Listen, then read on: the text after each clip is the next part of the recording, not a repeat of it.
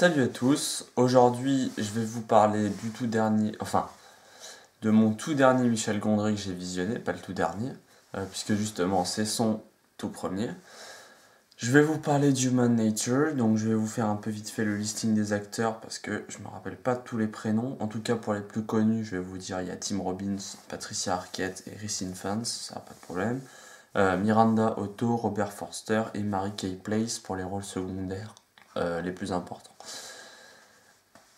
Donc c'est un... Si vous connaissez pas Michel Gondry, c'est un réalisateur français qui fait des trucs assez sympas. C'est un réalisateur un peu... qui crée des... un peu pas barjot, mais qui fait des trucs vraiment spéciaux, comme un univers complètement avec des personnes. Alors ça se passe dans notre univers peut-être, mais y a des personnages complètement c'est barré, c'est décalé, c'est drôle, c'est super quoi. Ça dépend des films, mais en tout cas pour les quelques que j'ai vus, enfin j'en ai vu que deux du coup, en attendant c'est ça. Alors faut savoir que les deux que j'ai vus, c'est les deux qui sont basés sur un scénario de Charlie Kaufman. Charlie Kaufman, c'est celui qui a fait donc pour Michel Gondry Eternal Sunshine of the Spotless Mind et Human Nature. Et Charlie Kaufman a aussi bossé pour un film avec George Clooney que je n'ai pas vu, que je verrai prochainement, parce que justement, c'est autant il y a des réalisateurs, je me fais leur filmographie, tant les scénaristes, ça m'est jamais arrivé, mais Charlie Kaufman, c'est vraiment le... Je me fais sa filmographie, moi, personnellement. J'aime... c'est super, ce qu'il sait créer, c'est super. Enfin, j'adore, quoi. Si vous voulez savoir ce qu'il a, il bosse aussi avec Spike Jonze. Donc Spike Jonze, il me reste qu'un seul film à voir de lui. C'est Adaptation sur un scénario de Kaufman encore. Il a fait, je crois qu'il a fait, j'ai vu que 3 films de lui, je vais regarder vite fait. Mais il a bossé sur le scénario de le, dans la peau de John Malkovich. Donc ouais, il a fait que ces films-là. Et donc pour George Clooney, il a fait Confession d'un homme dangereux. Et depuis 2004, il a plus rien fait. Donc je m'étonne un peu parce que franchement, j'adore ce qu'il arrive à inventer. Ça se passe dans notre univers, mais avec un truc, à chaque fois, un élément déclencheur. Enfin, quelque chose de complètement décalé dans notre univers. Pas. Comment dire, quelque chose qui ne peut pas exister, quelque chose qui est, je pense notamment dans la peau de John Malkovich, c'est un trou temporel qui permet de rentrer dans la peau de John Malkovich. Comment le gars a cette idée? Enfin, c'est complètement fou et j'adore ce genre d'idées toutes bêtes ou de concepts et franchement, allez voir, regardez un peu tous les films qu'il a pu scénariser, parce qu'il a jamais réalisé rien. Enfin, voilà. Donc je vous invite à regarder ce qu'il a fait. Pour revenir un petit peu sur le film, ce film de Michel Gondry, c'est sa dernière collaboration avec l'auteur. Et donc ça raconte l'histoire de 3 personnages principalement. D'un côté nous avons une femme qui est dès la naissance, enfin qui se rencontre à l'adolescence, qu'elle a une maladie qui fait qu'elle est poilue. Comme un homme. Même plus qu'un homme parfois. Donc poils sur le torse, le dos, les bras, la moustache, la barbe, tout, les jambes. Et donc elle commence par jouer dans des espèces de théâtre Queen Kong, genre elle est sur un immeuble, enfin voilà, spécial Gondry Kaufman quoi. Finalement elle décide de vivre dans la nature, elle écrit des livres, puis elle revient. Je vais pas vous dire toute l'histoire de leur vie. D'un autre côté, on a un homme qui a été élevé par un père qui se prenait pour un singe.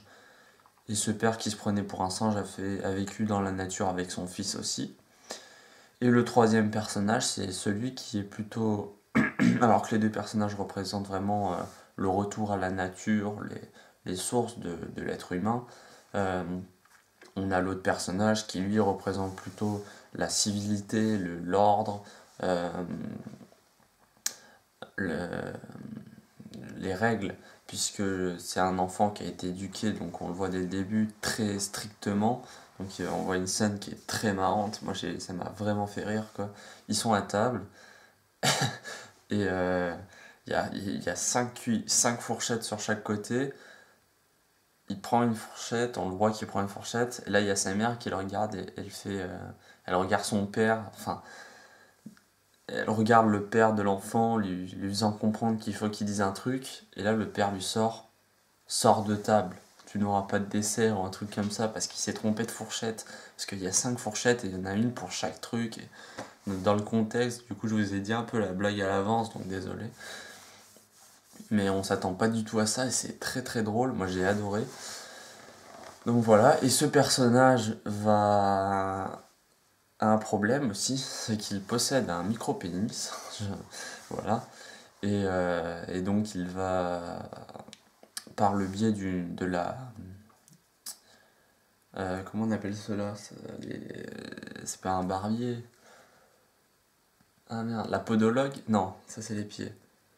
Donc le médecin de la peau, qui est censé épiler la femme, elle apprend donc cette femme qui épile la première femme, qui est poilue. J'ai pas les prénoms, donc c'est un peu embêtant. Euh, Cette femme qui épile l'autre fait connaître cet homme qui a le micro-pénis. Donc, donc les personnages joués par Tim Robbins et Patricia Arquette, ça ira plus vite. Ils se rencontrent, chacun a un problème, l'un a des poils, l'autre a un micro-pénis, l'autre est une sauvage et l'autre a pas de chance dans la vie, il a beau être civilisé et tout, il a jamais réussi à trouver une femme. Donc ils sont ensemble. Et puis un jour, lors d'une balade en forêt, il tombe sur Rhys Ifans, qui joue donc l'enfant qui a été éduqué comme un singe. Et donc Tim Robbins qui est scientifique, qui fait des tests sur des souris, notamment pour... ces tests, c'est éduquer les souris, donc avec des tests électriques, elles doivent prendre la bonne fourchette pour manger la salade. Vous voyez le trip. Et donc il décide d'éduquer ce personnage. Et s'ensuit toute une histoire. Et justement, c'est ce que j'ai pas expliqué. S'il y a cette histoire, c'est parce au tout début du film, on apprend que Tim Robbins a été tué et que Rhys Ifans et Patricia Arquette sont tous les deux, pas coupables, mais suspectés. Et donc ils sont au tribunal et ils racontent l'histoire. Voilà. Alors cette critique va aller vraiment très vite. La plus longue partie vient d'être passée, je pense. Parce que quand on aime un film, quand j'ai vraiment kiffé ce film, et quand on kiffe un film, il n'y a pas grand chose à dire dessus. Moi j'ai adoré, je suis à fond dans ce genre d'univers. L'univers c'est complètement barré, mais j'adore ça, j'adore. Charlie Kaufman, comme je vous le disais, faut vraiment que vous découvriez ces films. Je pense que pour l'instant, des 4, je pense que c'est le mieux.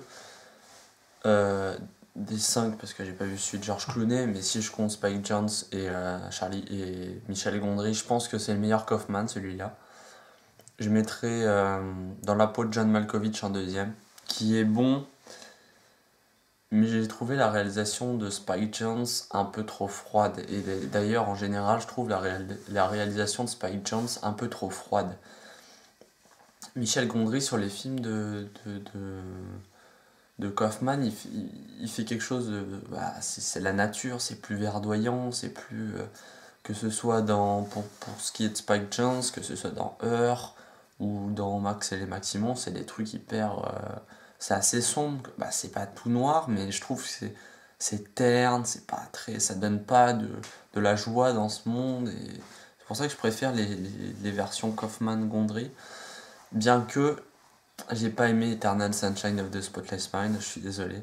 Je sais que c'est le film le mieux noté de la filmographie de Gondry et que c'est le plus connu aussi, mais j'ai pas du tout, enfin j'ai pas tant aimé que ça. Je l'ai pas détesté non plus, mais j'ai pas pris mon pied devant le film et je l'ai regardé, mais sans vraiment être dedans, et voilà. Donc comme je vous le disais, il faut vraiment que vous découvriez ceci. Je pense qu'il me reste adaptation de Spike Jonze que je vais me faire d'ici pas longtemps. Je crois que je l'ai mis sur ma clé. Euh, je pense qu'il va y avoir du niveau aussi avec celui-ci. Sinon, donc comme je vous le disais, il n'y a pas grand chose à dire. L'univers est ultra cool. C'est drôle à tout moment. Chaque détail apporte un côté qui fait irréel. Ça se passe dans notre monde, mais il y a ce truc qui fait. Mais pourquoi ils font ça? Pourquoi ces personnages sont comme ça? Même les personnages ont des comportements pas humains, quoi. Je pense notamment à Gabriel qui est joué par Michel Otto, il me semble. Bon, bref, on s'en fout du nom de l'actrice, je connais pas trop. Euh, elle qui drague le professeur et enfin, qui arrive au labo avec une blouse et qui soulève sa blouse, elle est en petite lingerie. On se met pas comme ça dans la vie. Euh, ou des trucs comme ça, quoi. C'est vraiment très fourni, il y a plein de détails, il y a plein de choses qui vont vous faire rire. Et, et ça se finit même le film se finit sur une note décalée, puisqu'on suit un peu tout le long la vie des souris, que ce soit au début, au milieu, avec le scientifique qui est joué par Tim Robbins qui s'occupe de souris, qui s'occupe d'essayer d'éduquer des souris. Et à la fin, donc on a les souris qui partent pour New York, donc complètement civilisées. C'est ça que, que le film montre, c'est que l'animalité perd du chemin avec cet homme. Je sais pas si vous avez très bien compris, ceux qui auront vu le film ont compris ce que je veux dire. Euh, le film est drôle, ça je vous en ai déjà parlé, il n'y a pas plus à dire là-dessus, c'est juste drôle. Les acteurs sont cool, enfin sont bons, j'ai rien à redire là-dessus, je réfléchis. Non, il y a un nain en plus. Moi, en fan de Terry Gilliam, j'étais pas déçu. Attendez.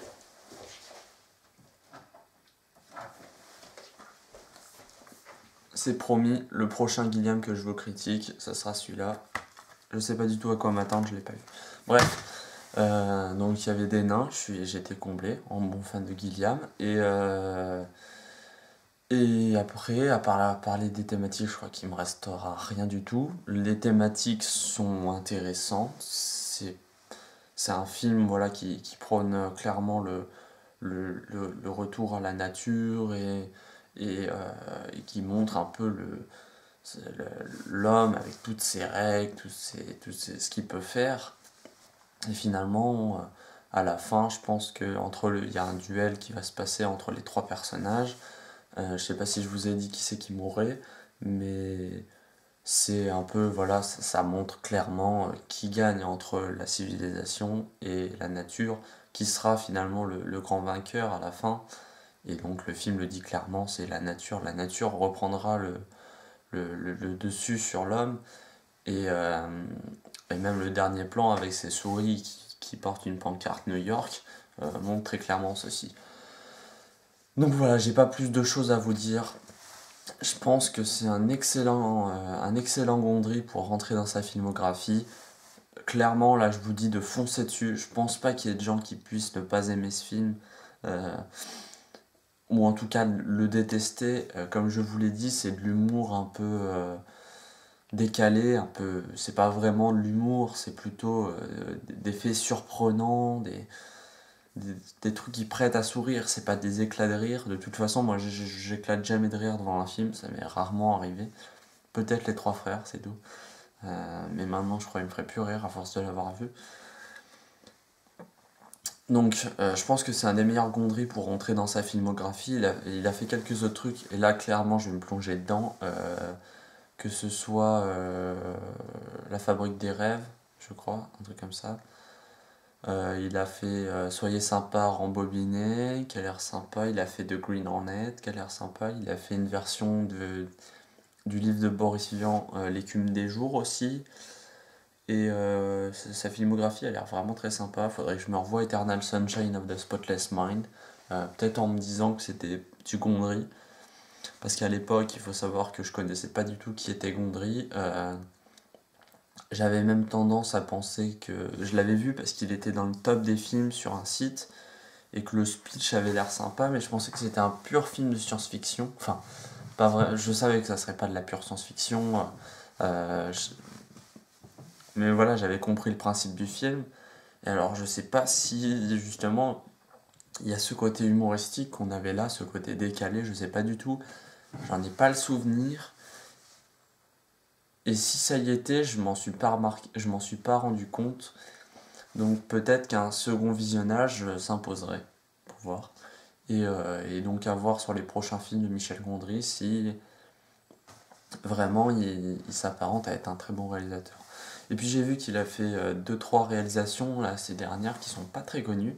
Donc c'est un réalisateur français qui a direct commencé avec des acteurs américains. Donc je sais pas trop si c'est des productions américaines. Non, c'est une production française aussi, franco-américaine, mais française. Euh, donc voilà, rien de plus à dire. Foncez voir ce film. Et si vous l'avez déjà vu, n'hésitez pas à mettre dans les commentaires ce que vous en pensez. Ça me fait très plaisir. Et puis je vous invite à partager cette vidéo autour pour faire connaître un petit peu plus la chaîne. Je vous invite aussi à vous abonner. Et puis on se retrouvera très bientôt pour un prochain vlog.